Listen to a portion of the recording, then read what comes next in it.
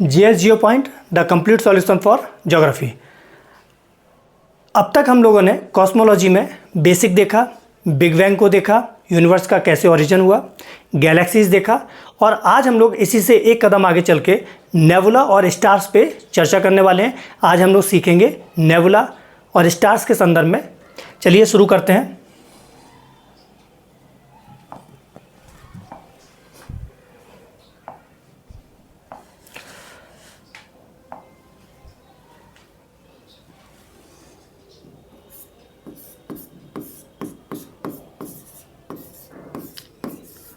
Nebula Niharika.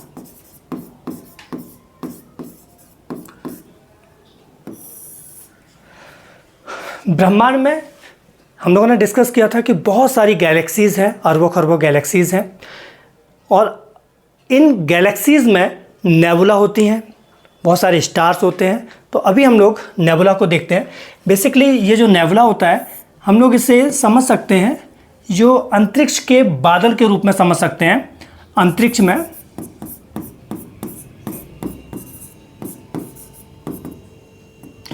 Actually जब हम लोग बादल शब्द की बात करते हैं तो हम लोगों को ये पानी जो हम लोग वर्षण में पढ़ेंगे उन बादलों, वो बादल हमारे दिमाग में आते हैं। बट ये बादल थोड़े से अलग हैं।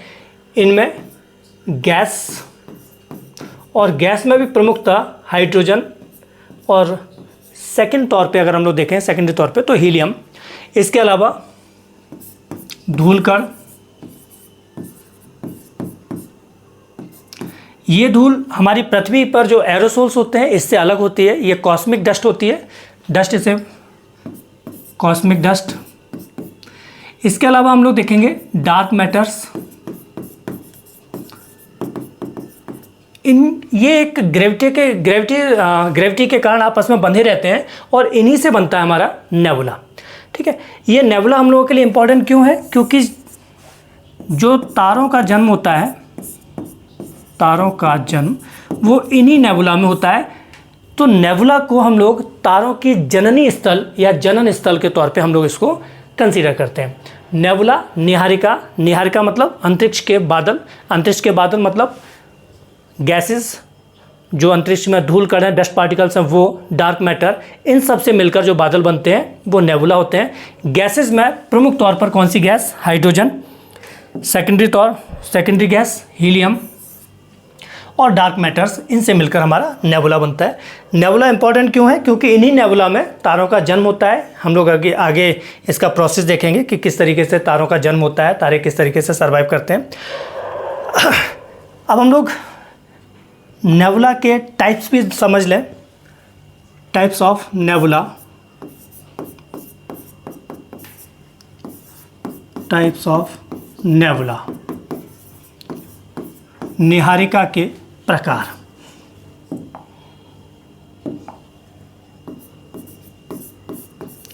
निहारिका के प्रकार।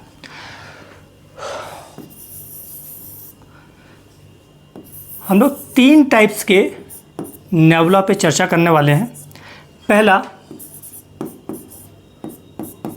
एमिटेटिव नेबुला,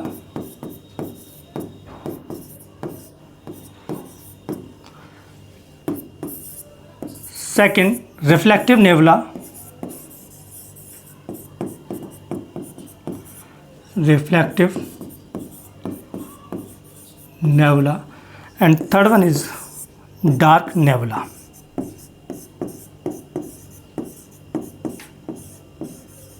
इनके हिंदी मीनिंग भी हम लोग देख लेते हैं। एमिटिव नेबुला मतलब उत्सर्जक, उत्सर्जक निहारिका, उत्सर्जक निहारिका।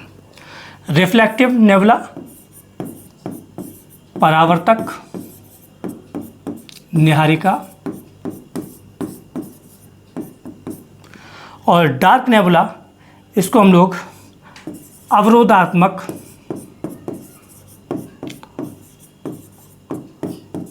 या अवरोधी निहारिका हिंदी में इसके पर्यायवाची से रिलेटेड या इससे संबंधित कोई और भी वर्ड आता है तो आप उसे उसी तरीके से समझ लीजिएगा।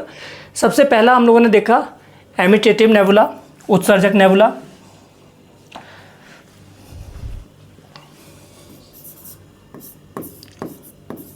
उत्सर्जक निहारिका।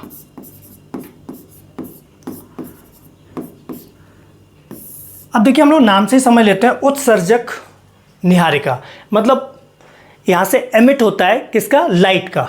इसमें लाइट का एमिट होता है, लाइट का एमिट। अब जरा इसको समझ लेते हैं। लाइट का एमिट यानी लाइट का उत्सर्जन कैसे होगा, कब होगा, आप समझ सकते हैं कि जब इसमें स्वयं का कोई प्रकाश होगा। ठीक है, तो सीन क्या रहता है कि इस तरह की निहारिका में, सपोज हम लोग एक निहारिका को यहाँ कंसीडर करें, यहाँ पे हाइड्रोजन के मॉलिक्यूल्स बहुत ज़्यादा होते हैं और इसके पास में ही कोई एक स्टार होता है। इस स्टार की हीट, अब चूँकि स्टार है तो स्टार में हीट होती है, ऊष्मा होती है, तो इसकी हीट से, इसके ताप से ये जो हाइड्रोजन है, ये हाइड्रोजन आपके आयनाइज्ड होने लग जाते हैं और ये आयनाइज्ड हाइड्रोजन एक लाइट को रिफ्लेक्ट करते हैं और ये लाइट जो होता है मोस्टली रेड कलर की हम लोगों को देखने को मिलती है। रेड लाइट, लाल प्रकाश यहाँ से उत्सर्जित होता है। मतलब अगर हम लोग यहाँ से देखें टेलीस्कोप से तो इस तरह की जो हम लोगों को जो उत्सर्जक निहारिका है उनका कलर हम लोगों को थोड़ा सा रेडिश दिखेगा। ठीक है, क्यों, आप इसको एक बार वापस से समझ लेते हैं। उत्सर्जक निहारिका मतलब एक ऐसा क्लस्टर जिसमें हाइड्रोजन बहुत ज़्यादा होता है, धूल कण भी होते हैं लेकिन उतने ज़्यादा नहीं होते हैं, हाइड्रोजन बहुत ज़्यादा होता है। पास में ही कोई एक तारा होगा, उस तारे की ऊष्मा से ये हाइड्रोजन के जो मॉलिक्यूल्स हैं ये क्या होगा, आयनाइज्ड होंगे, आयनीकृत होंगे और ये एक रेड कलर को या रेड लाइट को एमिट करते हैं, उत्सर्जित करते हैं। मतलब हम कह सकते हैं कि इस तरह की निहारिकाओं में स्वयं का अपना प्रकाश होता है। किस कलर की दिखेंगी, रेड कलर की दिखेंगी। ठीक है, तो ये हो गया हमारा एक उत्सर्जक निहारिका। सेकंड जो हम लोगों ने देखा था रिफ्लेक्टिंग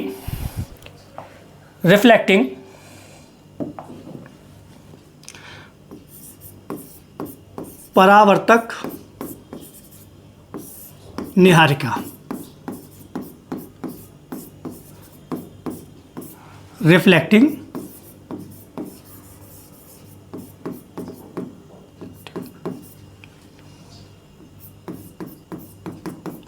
नाम से ही समझेंगे, आसान हो जाएगा, रटने की ज़रूरत नहीं पड़ेगी अगर आप नाम से समझेंगे।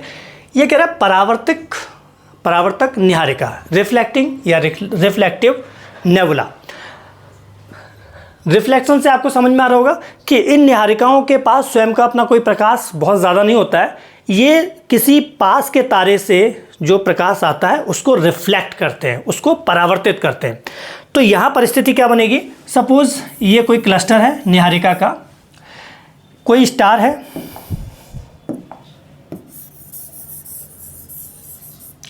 इस स्टार का ये प्रकाश आ रहा है। इस तरह की निहारिका में डस्ट पार्टिकल्स थोड़े से ज़्यादा हो जाते हैं।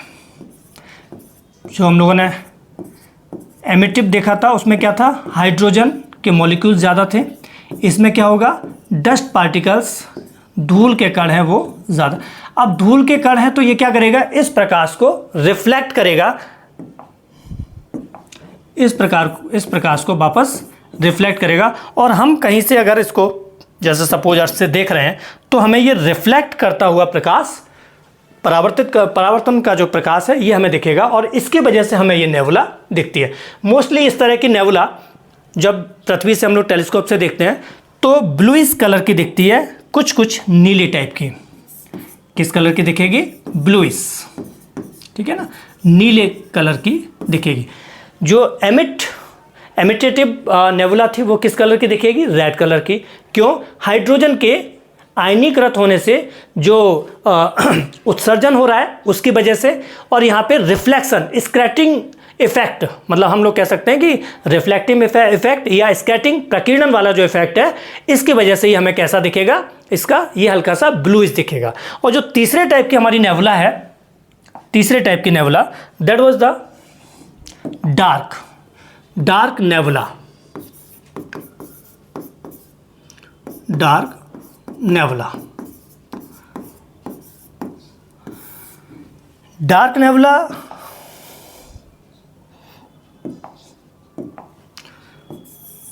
नेबुला को हम लोग इस तरह से समझते हैं। सपोज ये एक नेबुला क्लस्टर है, धूल के कण जब इसमें बहुत नज़दीक आ जाते हैं, मतलब धूल के कण बहुत ज़्यादा घने होते हैं, डेंस्ड होते हैं, बहुत ज़्यादा इसमें इनका घने होते हैं, मतलब हम लोग कह सकते हैं ये जो धूल कण हैं बहुत घने होंगे। अब इसका प्रभाव क्या होगा, सपोज इधर कोई स्टार है,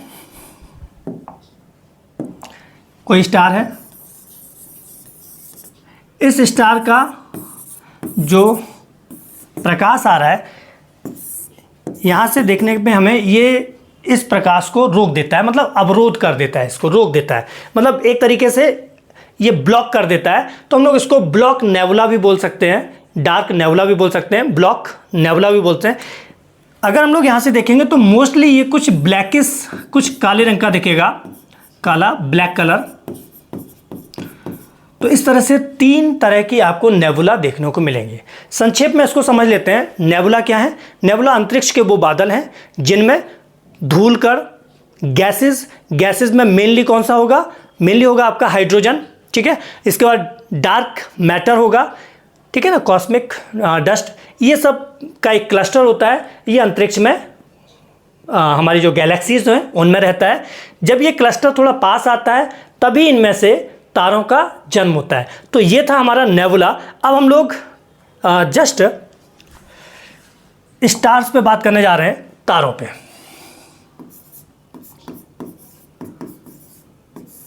स्टार, तो सबसे पहले हम लोग समझेंगे स्टार है क्या, स्टार की ऊर्जा का स्रोत,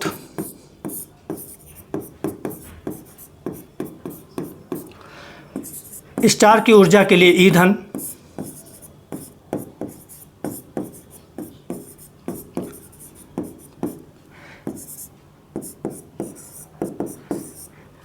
स्टार के चरण, स्टेप्स, मतलब इसके जन्म से लेके इसके डिस्ट्रॉय होने तक के लिए क्या क्या स्टेप्स हैं, इनको हम लोग इसी क्रम में पढ़ेंगे। सबसे पहले हम लोगों को देखना व्हाट इज स्टार, तारे हैं क्या। तो हम लोग कह सकते हैं कि अंतरिक्ष में कुछ ऐसे पिंड जिनके पास स्वयं की पर्याप्त ऊर्जा का स्रोत हो, स्वयं की पर्याप्त ऊर्जा का स्रोत, मैंने कहा स्वयं की पर्याप्त ऊर्जा का स्रोत। देखिए, ऊर्जा का स्रोत होना सफिशिएंट नहीं है, पर्याप्त ऊर्जा होना आवश्यक है। तो तारे ऐसे पिंड हैं जिनके पास स्वयं की पर्याप्त ऊर्जा होती है, स्वयं की पर्याप्त ऊर्जा। अंतरिक्ष के वो पिंड जिनके पास स्वयं की पर्याप्त ऊर्जा होती है, ऐसे पिंड को हम लोग क्या बोलेंगे, स्टार बोलेंगे, तारे बोलेंगे। अब सवाल उठता है कि जब ये पर्याप्त ऊर्जा है इनके पास, तो ऊर्जा का स्रोत क्या है। तो हम लोग कह सकते हैं nuclear fission,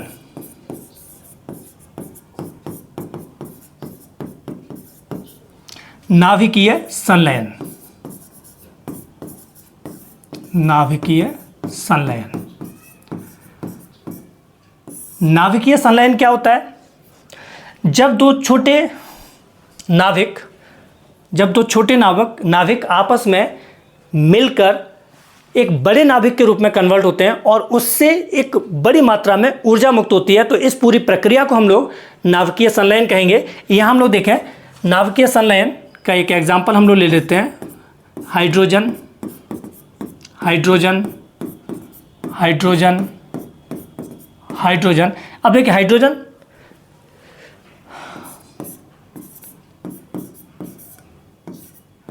plus lots of energy,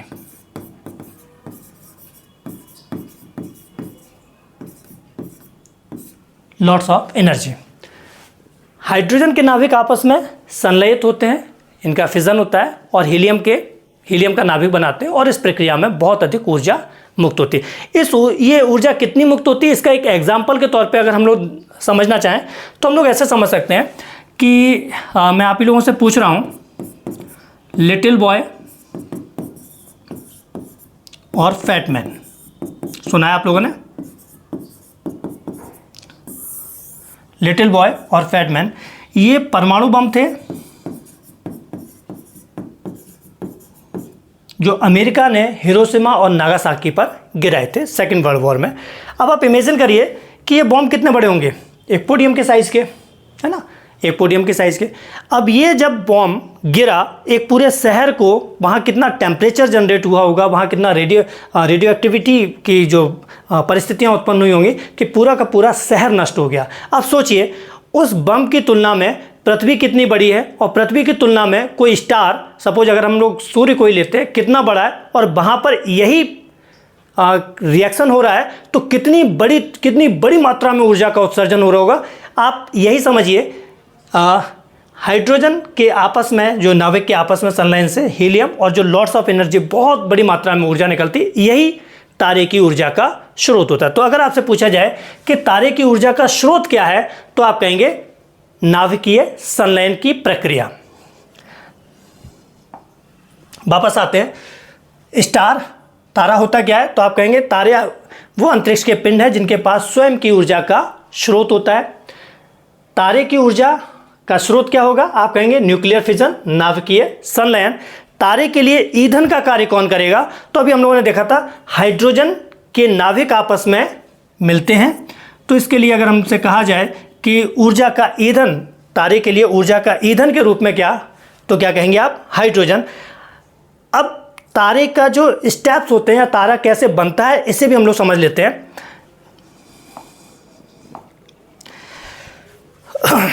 हम लोगों ने अभी नेबुला को देखा, पहले हम लोग सपोज ये एक नेबुला क्लस्टर है, ठीक है ना।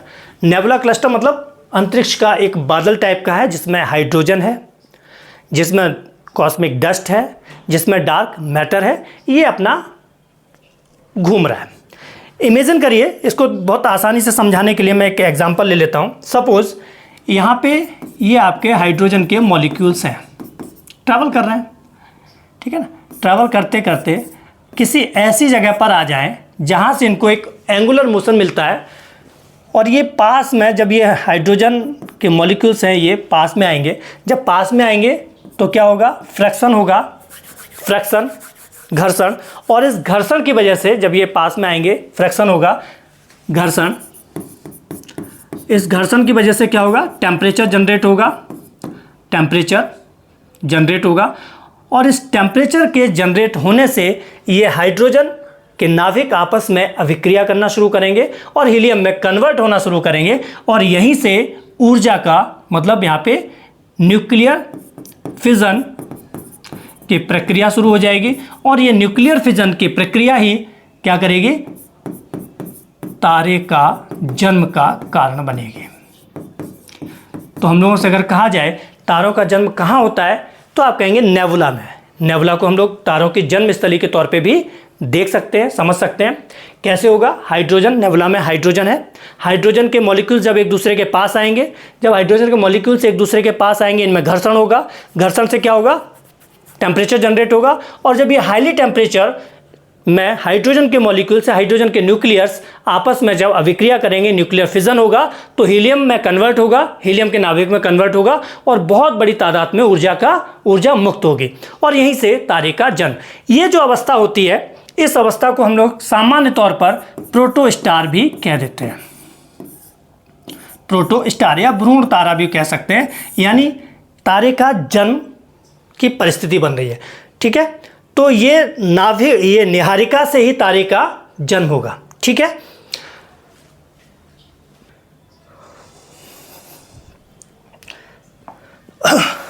अब इसको थोड़ा सा स्टेप्स के तौर पे हम लोग कंसीडर करें। स्टेप्स, जैसा कि अभी हम लोगों ने डिस्कस किया, सबसे पहले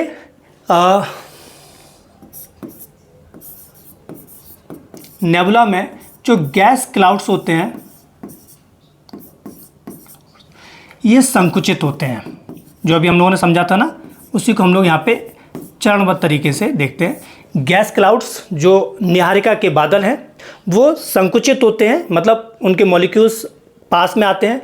जब ये मॉलिक्यूल्स पास में आएंगे तो प्रोटोस्टार बनेगा।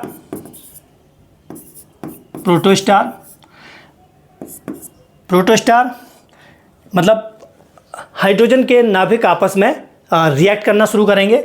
इसके बाद प्रोटोस्टार के बाद यहाँ पे टेम्परेचर बढ़ना शुरू हो जाएगा, टेम्परेचर बढ़ेगा, और जब ये टेम्परेचर बढ़ेगा तो नाभिकीय संलयन की प्रक्रिया, नाभिकीय संलयन की अभिक्रिया प्रारंभ होगी, न्यूक्लियर फिजन स्टार्ट हो जाएगा, और इसी न्यूक्लियर फिजन के बाद तारा बन जाएगा। ठीक है, तो जो स्टेप अभी हम लोगों ने समझा था उसी को हम लोगों ने देखा कि सबसे पहले क्या हुआ, जो गैस क्लाउड्स संकुचित हो रही हैं, प्रोटोस्टार बना, प्रोटोस्टार के बाद टेम्परेचर बढ़ेगा, टेम्परेचर बढ़ने से नाभिकीय संलयन की अभिक्रिया शुरू हो जाएगी, और नाभिकीय संलयन की अभिक्रिया शुरू हो जाएगी, वैसे ही क्या होगा, ये तारा बन जाएगा। अब जब तारा बन गया तो यहाँ हम लोगों को देखना है, ये एक रिएक्शन ही तो हो रहा है। रिएक्शन किस चीज़ से हो रहा है, हाइड्रोजन प्लस हाइड्रोजन कन्वर्ट हो रही है किसमें, हीलियम में। ठीक है ना। अब सपोज एक तारा है, इस तारे में जो हाइड्रोजन होगा यही हाइड्रोजन हीलियम में कन्वर्ट हो रहा है। एक समय तो ऐसा आएगा कि ये सारा का सारा हाइड्रोजन कन्वर्ट हो जाएगा किसमें, हीलियम में। ये हाइड्रोजन कन्वर्ट किस में हो जाएगा, सारा का सारा हीलियम में। और जब ये सारा का सारा हाइड्रोजन हीलियम में कन्वर्ट हो जाएगा तो ये ऊर्जा उत्सर्जित होना बंद हो जाएगी, और जब ये ऊर्जा उत्सर्जित होना बंद हो जाएगी तो क्या होगा, ये तारा मृत। क्योंकि हम लोगों ने क्या समझा था, तारा है क्या, एक ऐसा आकाशीय पिंड या अंतरिक्ष पिंड जिसके पास स्वयं की ऊर्जा का स्रोत है। अब ऊर्जा के स्रोत किससे है, नाभिकीय संलयन। नाभिकीय संलयन किससे हो रहा है, किसका हो रहा है, हाइड्रोजन के नाभिक का। जब हाइड्रोजन ही खत्म हो जाएगी तो ये क्या होगा, तारा डेड हो जाएगा, तारा मर जाएगा। लेकिन यहाँ पे हम लोगों को एक चीज़ और समझना है, ये जो तारे से ऊर्जा उत्सर्जित हो रही है, इस ऊर्जा का आकलन अगर हमें करना हो तो हमारे पास क्या कोई तरीका है। तो इसके लिए हम लोग ज़रा देख लेते हैं। मैं एक एग्जांपल ले लेता हूँ। आप लोगों के घर में जो गैस सिलेंडर आता है, उससे आप लोग बर्नर जो चूल्हा जलाते हैं, जब सिलेंडर नया नया आता है तो उसमें से जो गैस निकलती है, जो बर्नर जो आग जलती है, उसका कलर आप लोगों ने देखा होगा कुछ ब्लू टाइप का होता है। ठीक है ना, वैसे तो पर्पल होता है लेकिन आप लोग समझ सकते हो कुछ ब्लू टाइप का होता है। और जैसे जैसे सिलेंडर पुराना होता जाएगा, जब सिलेंडर में आपका ईंधन खत्म होने वाला होता है, उस समय इसकी जो लौ होती है बर्नर की, उस लौ का जो कलर है कुछ रेड होने लग जाता है।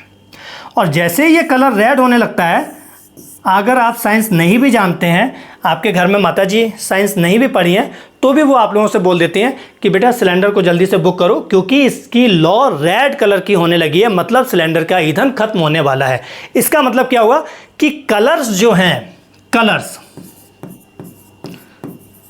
तारे के रंग, कलर्स किसके, तारे का, किसी तारे का रंग उससे उत्सर्जित होने वाली ऊर्जा का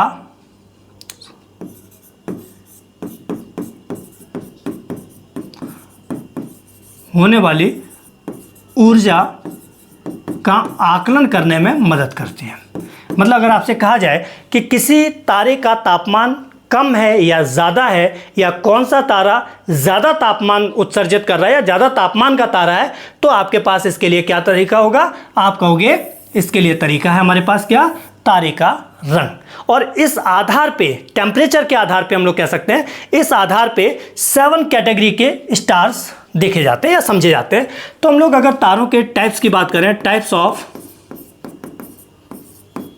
स्टार, 7 कैटेगरी के स्टार्स हम लोग देख सकते हैं। 7 कैटेगरी, ओ कैटेगरी पहला, दूसरा बी कैटेगरी, तीसरा सी कैटेगरी, चौथा, पांचवा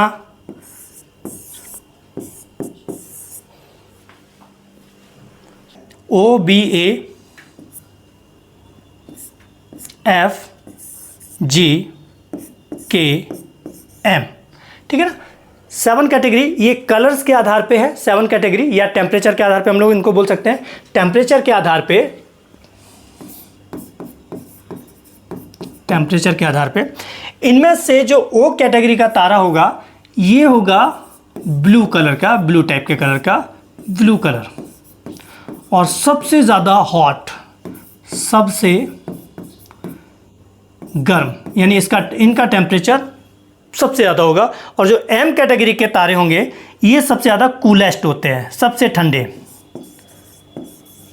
कूलेस्ट स्टार। जो हमारा सन है, सूर्य है, ये हमारा G कैटेगरी में आता है। G कैटेगरी का तारा है सन। इसको हम लोग ज़रा विवग्योर से भी समझ सकते हैं। विवग्योर आप लोगों ने देखा होगा, पढ़ा होगा आप लोगों ने। जो प्रकाश के रंग प्रिज्म से जब गुजरते हैं तो 7 कलर्स में जाते हैं। तो उसी आधार पे ब्लू कलर का जो तारा होगा ये सबसे ज़्यादा गर्म होगा। रेड कलर का तारा होगा, या रेड कलर का अगर कोई प्रकाश आ रहा है तो वो सबसे ज़्यादा कूलेस्ट होगा कंपेरेटिवली। और जो हमारा सूर्य है ये किस कैटेगरी में है, ये G कैटेगरी में आता है, ठीक है ना। तो ये टेम्परेचर के आधार पे अगर आपसे स्टार्स के टाइप्स पूछ लिए जाएं तो हम लोग इनको यहाँ पे, आकार के आधार पे भी तारे पूछे जा सकते हैं। आकार के आधार पे, आकार के आधार पर, आकार के आधार पे हम लोग सामान्यतः 3 तरह के तारे देखते हैं। आकार के आधार पे 3 तरह के तारे देखते हैं। एक होगा आपका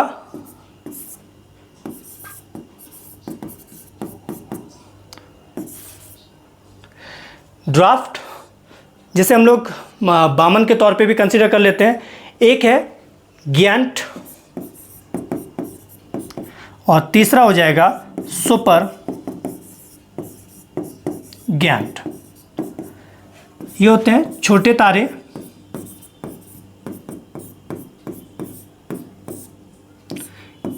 विशाल तारे,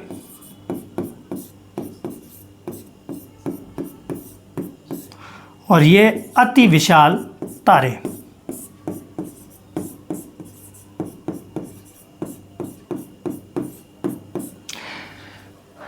आकार को निर्धारण करने के लिए हम लोगों को एक टर्मिनोलॉजी और समझनी पड़ेगी, चंद्रशेखर लिमिट।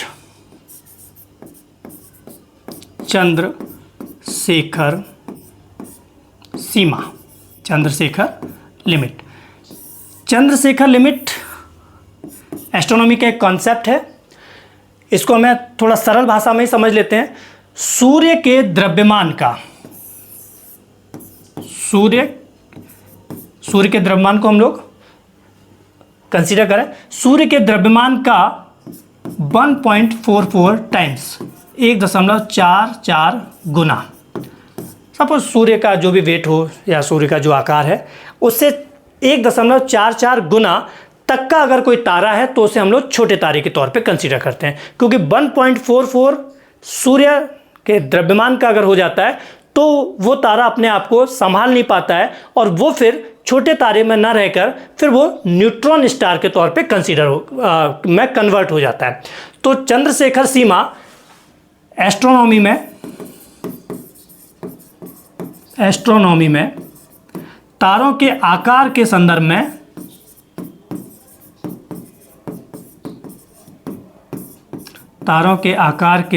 संदर्भ में एक आकलन देता है कि ये तारे को हम लोग ड्राफ्ट में तक कंसीडर करेंगे, गिगांट में कंसीडर करेंगे या सुपर गिगांट में कंसीडर करेंगे, ठीक है ना।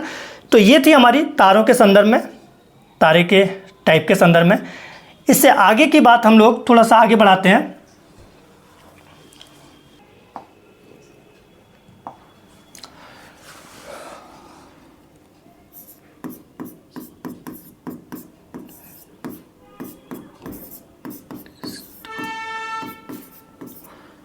तारों का जीवन, हम लोग देखेंगे 2 तरह से देखेंगे, छोटे तारे और अधिक द्रव्यमान मतलब बड़े वाले तारे, क्योंकि दोनों का लाइफ साइकिल होगा वो अलग होगा। इसको हम लोग लाइफ भी बोल सकते हैं, लाइफ साइकिल भी बोल सकते हैं, लाइफ साइकिल। तो पहले छोटे तारे का देख लेते हैं। छोटे तारे,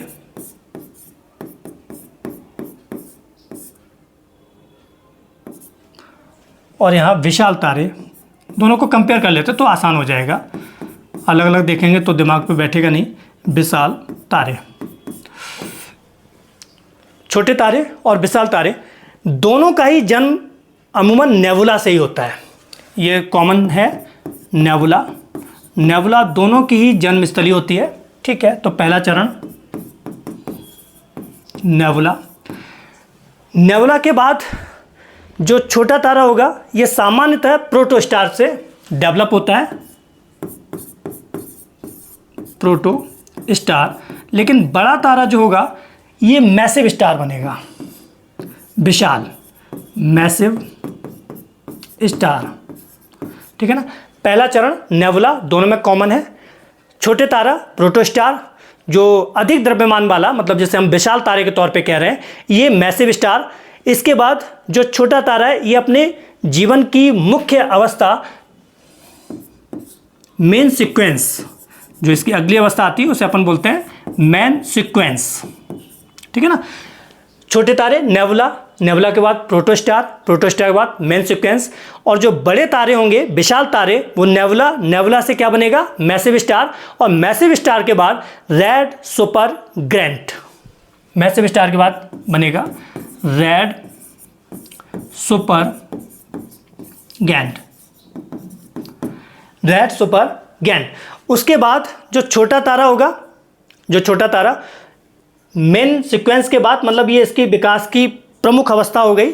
इसके बाद जब इसका ईंधन खत्म होने लगेगा, इसका हाइड्रोजन हीलियम में कन्वर्ट हो चुका होगा, बिल्कुल बुझने वाला होगा, या कह सकते हैं कि हाइड्रोजन या ईंधन इसका कम हो जाएगा, फिर ये कन्वर्ट हो जाएगा आपका किसमें, रेड गैंट, रक्त दानव। हिंदी में इसको रक्त दानव बोलते हैं, रेड गैंट। ठीक है ना, रेड गैंट, रक्त दानव। और रक्त दानव के बाद फिर ये बाद में इसमें एक हल्का सा विस्फोट होता है और ये बनता है श्वेत बामन, व्हाइट ड्वार्फ।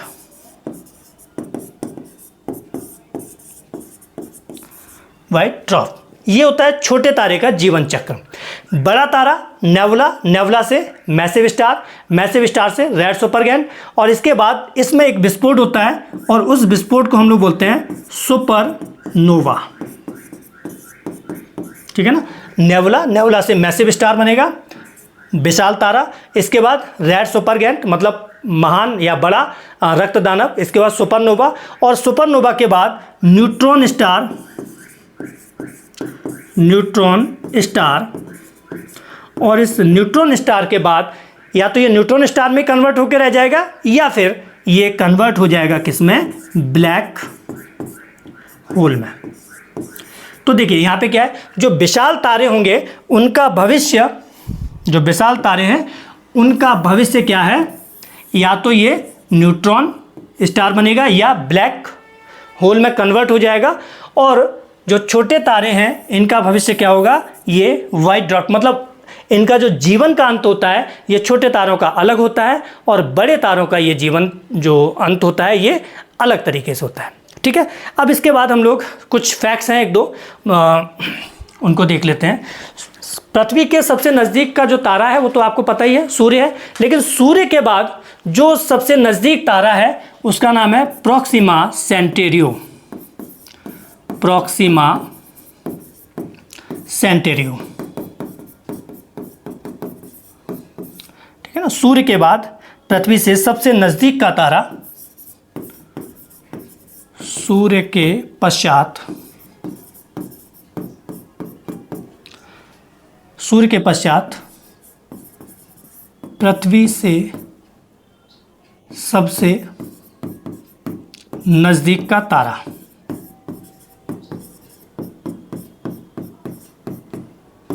ठीक है। चलिए, तो ये तो बात हो गई हम लोगों की तारों की। थोड़ा सा रिकॉल कर लेते हैं अपन छोटी छोटी सी चीज़ों को। तारे का जन्म निहारिका से होगा। तारे की जो ऊष्मा का आकलन हम लोग उसके कलर के आधार पर देखेंगे। तारे का जो तारे का अपना एक जीवन चक्र होता है, लाइफ साइकिल होती है। छोटे तारा वाइट ड्वार्फ में कन्वर्ट होगा, जो विशाल तारे होंगे वो आपके न्यूट्रॉन स्टार या ब्लैक होल में कन्वर्ट होंगे। तो ये था हमारा तारे के संदर्भ में हल्की सी जानकारी। अब इससे आगे हम लोग आगे के सेगमेंट में बात करेंगे। धन्यवाद।